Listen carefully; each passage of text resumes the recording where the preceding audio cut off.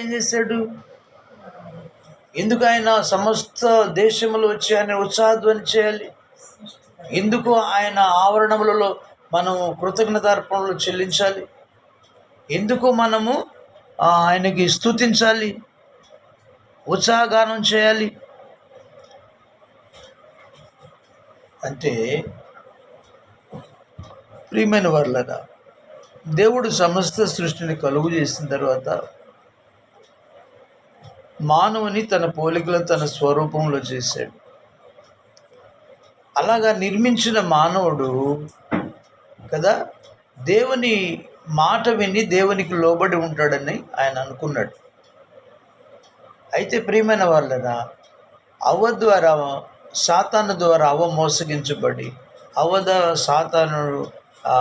సాతాను ద్వారా అవ్వ మోసగించబడి అవ్వ ద్వారా ఆదాము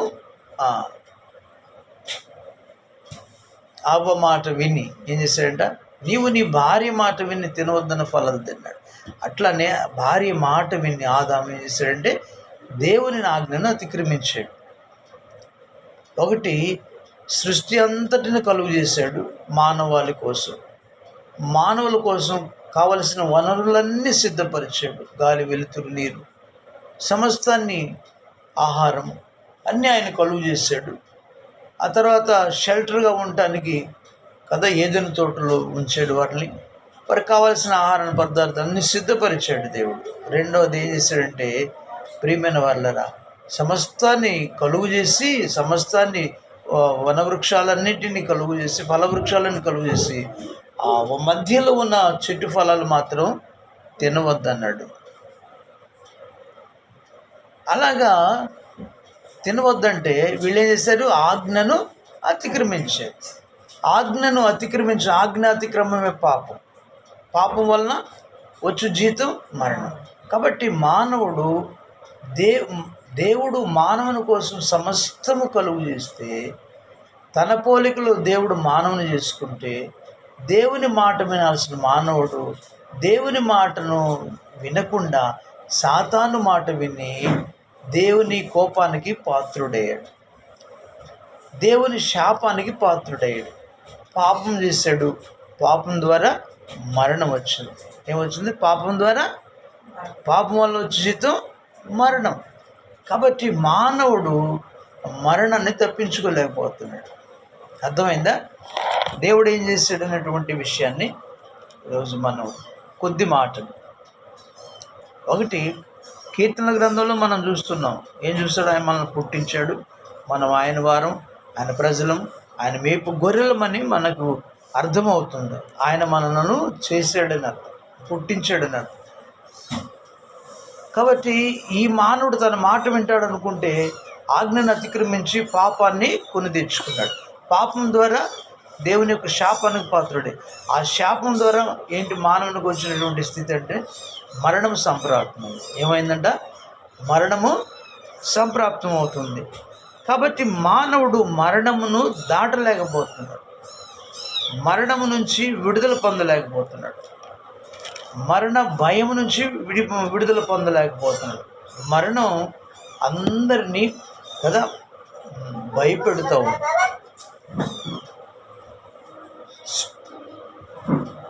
మరణము అందరినీ బాధ పెడుతూ ఉంది, భయపెడుతూ ఉంది.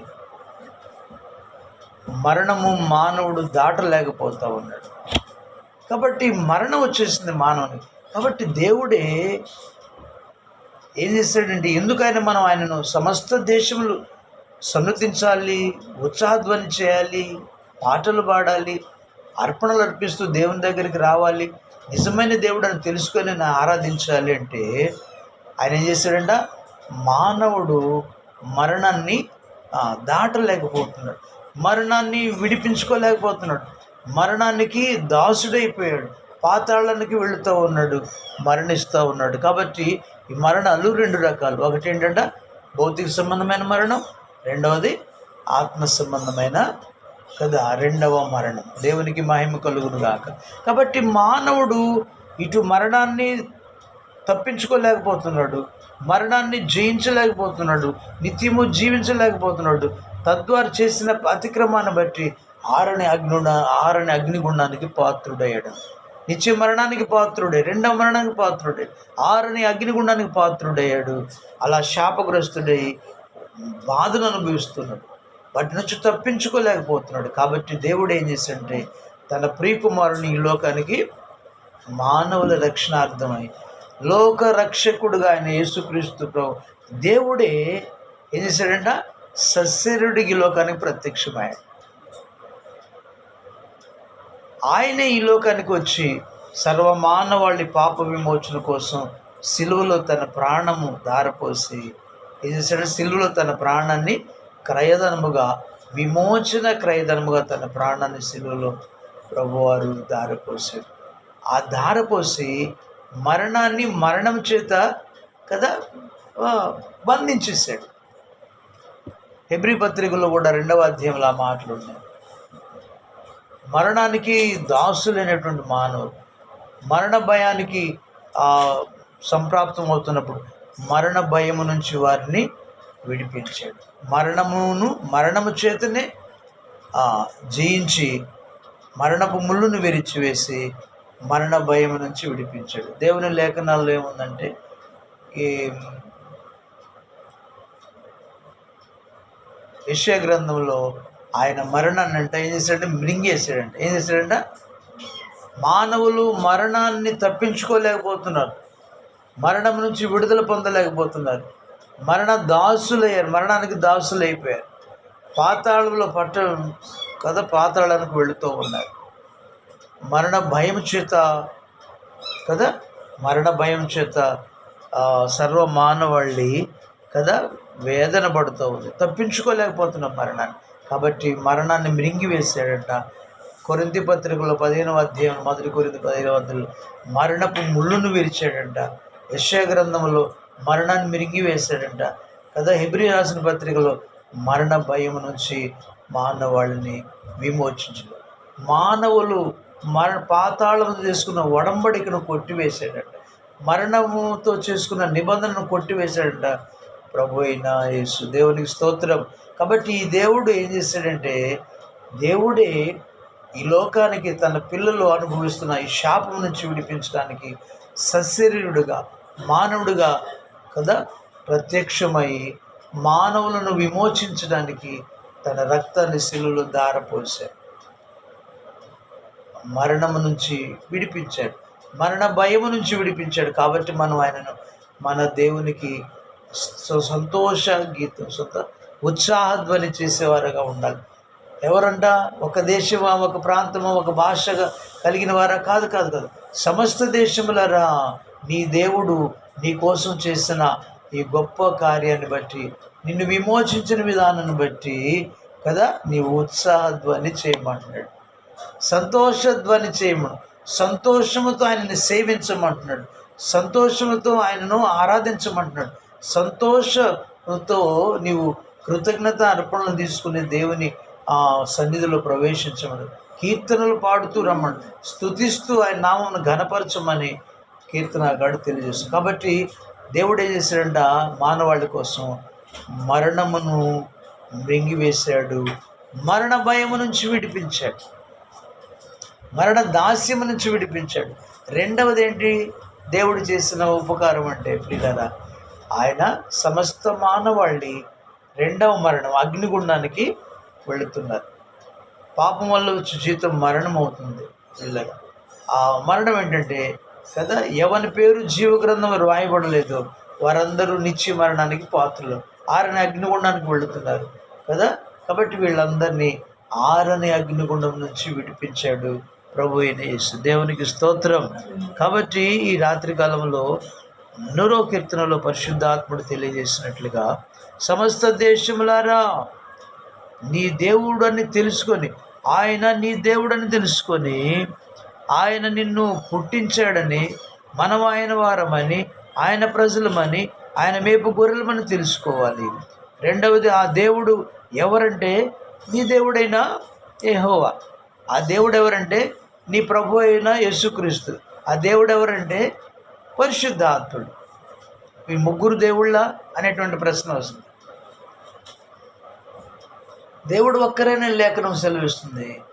ఈ యెహోవా, యేసుక్రీస్తు, పరిశుద్ధాత్ముడు అవి దేవుని యొక్క మరి నామధేయాలు.